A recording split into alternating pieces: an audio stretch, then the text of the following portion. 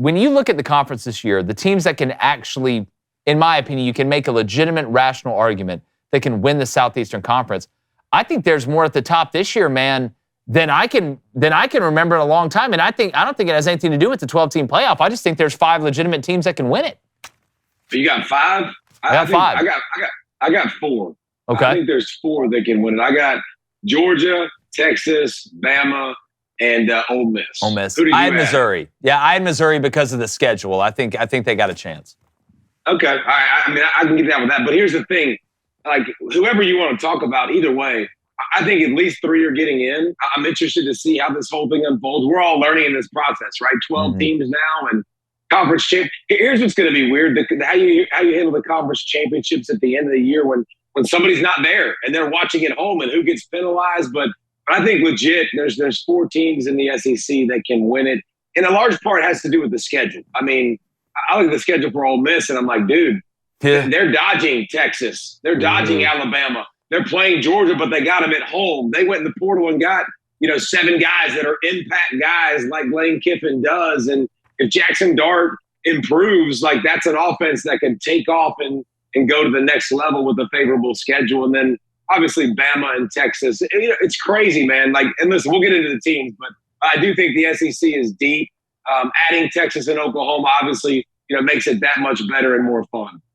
Yeah, and Cone's got a heck of a Texas question for you. I know we're excited to get an answer from you, but I want to stick kind of back to the bread and butter. I want to go back to Georgia for a second because, David, we've watched these Georgia teams dominate. I've continued to say that I think Georgia, has been a defensive team that just happened to be pretty damn good on offense as well. When you look at this Georgia team, though, and we've talked to Rusty Manziel and some other guys, there's a couple questions, quote-unquote questions, about the defensive line, which I think those are going to be answered probably in the first 5 snaps. But how good do you think this Georgia team is compared to the one we've seen that even last year that was so dominant up until that SEC championship game where, Bama snuck them in Atlanta? Well, here's the crazy thing is we can talk about it, we can debate this team versus last year's team. Yeah. And I think the defense is a debatable conversation. But here's the thing. The schedule is flipping brutal, bro. Like, It really doesn't matter. Like, what have we talked about for Georgia for years? Look at this schedule. Are they going to win by double digits by so many games? Well, your 4 best games are all away from home. Like, the 4 teams that I think can win the SEC, you play the other 3 on the road. Yeah. So I think it's interesting. Christian Miller, Brinson, those guys in the middle on the defensive line, do they become studs on the interior? Because I saw a bunch of pretty good last year, nothing elite. Now listen, a drop-off for Jalen Carter and Devontae White and Jordan Davis has to happen. But I don't see one of those guys more or less 3 on the roster. So I wonder about the pass rush for them. Offensively, Georgia, I mean, they got speed at wide receiver.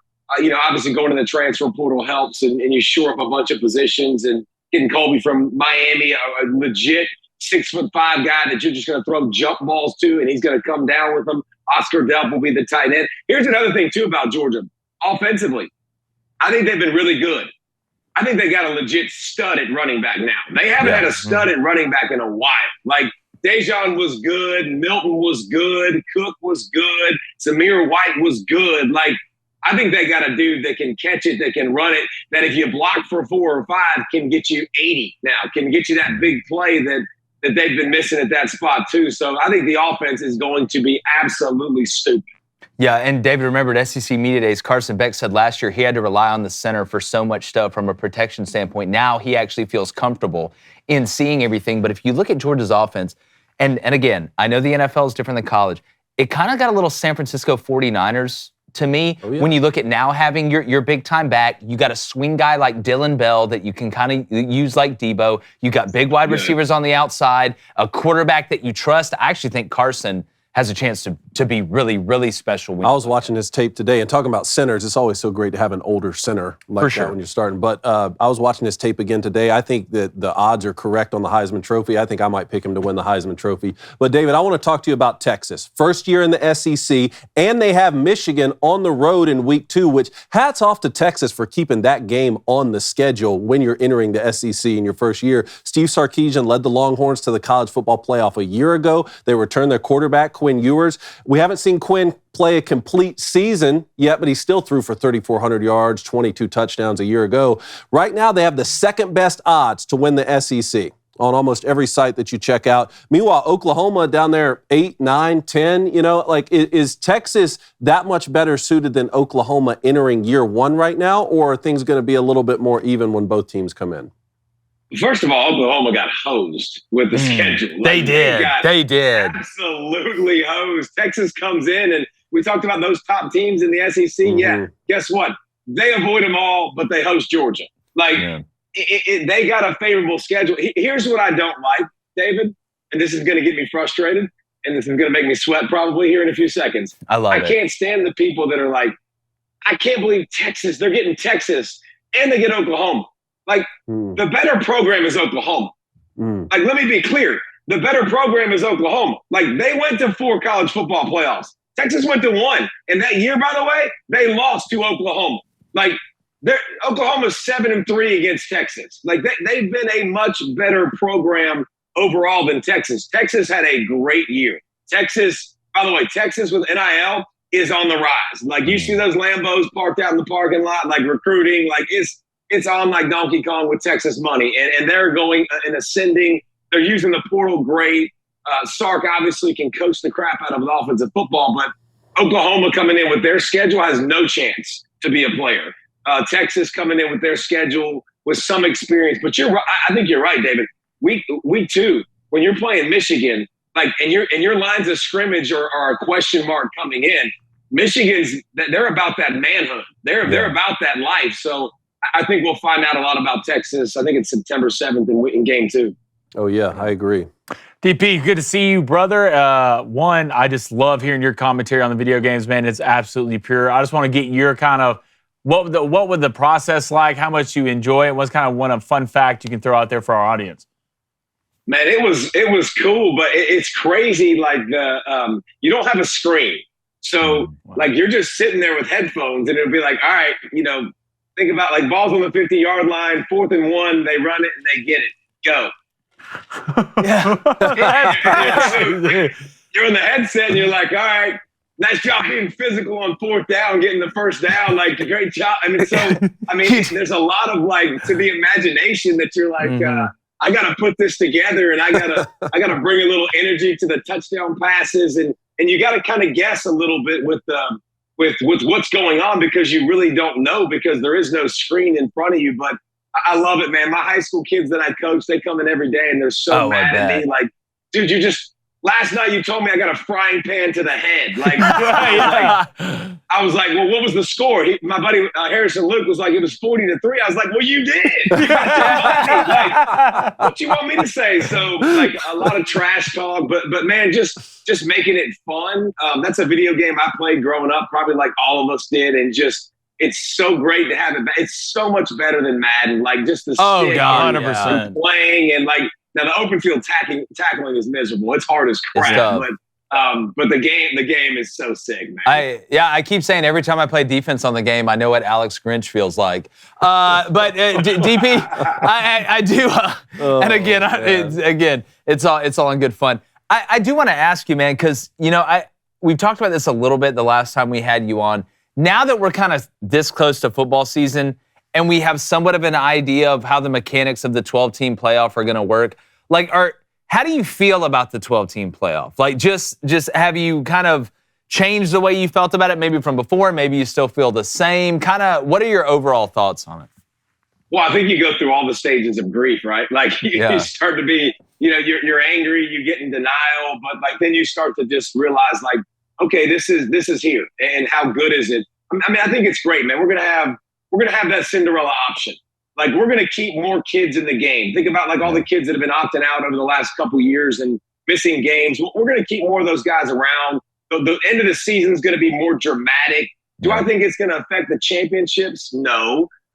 Dude, I'm ecstatic to see home playoff games. Yes. That's gonna be really cool. That's gonna be fun to see the crowds and a playoff game and it being called, and you've seen it in the NFL for years, and now you see it in college. It's going to be strange. So a lot of newness, and I'm interested to see how the committee is going to handle this stuff. And a team like Notre Dame is going to be interesting to me because they don't play in a conference championship game, and being an independent and people that play on those championship games, and if they get penalized, and do they look at conferences? How many people are they going to put in from? Are they really going to put in 4 or 5 from a conference, or 3 or 4 from a conference? I mean, do they have those kind of onions to do that? And so I think there's a lot of unknowns, but I think there's a lot of things to be excited about too. Yeah. My only thing is we cannot call the last 4 teams the Final Four. We can't do it. That's already taken. Yeah. I don't think legally they can do it. Can't honestly. do the Frozen Four. Yeah, can't do the. Well, yeah, that's. But then, like the bubble, are we gonna call it the bubble like we call it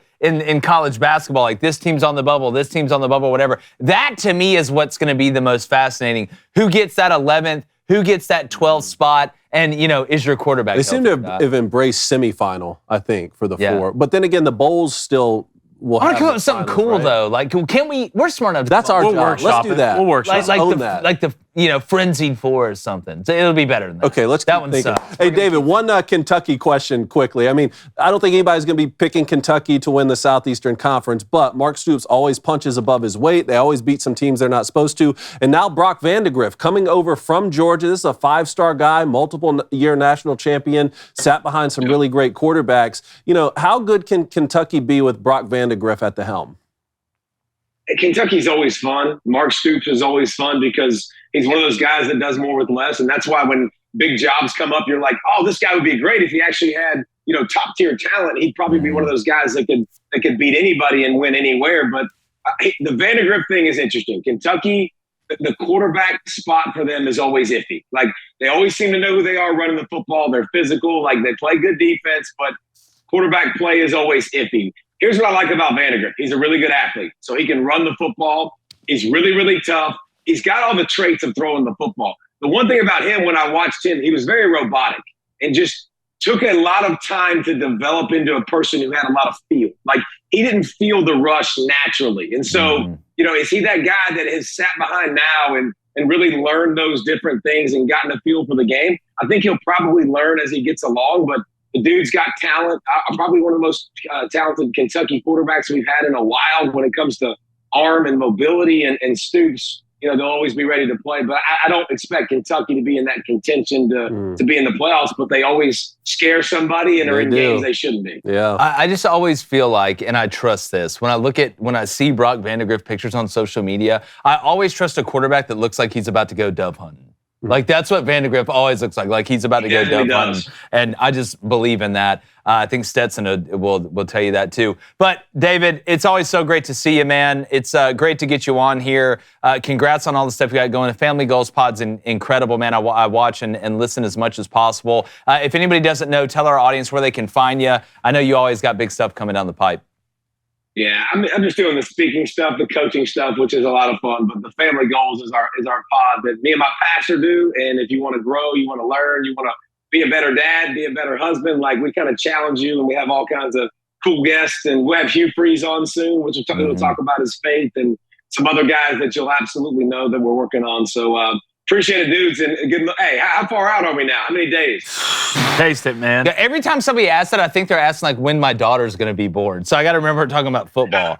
So I'm like, oh God, we're January 9th. I thought he was talking about. No, I think he's talking about college football, right? You talking about when we kick off, D? 100% college football. Yeah, that's exactly. We can put 4 weekends away. Yeah, we're less than a month. I mean, it's the 25th today. Do some quick math. That's 30? 30 days. 30 days. Yeah. That's a dirty 30, DP, and I can't wait for it, my friend. We appreciate you.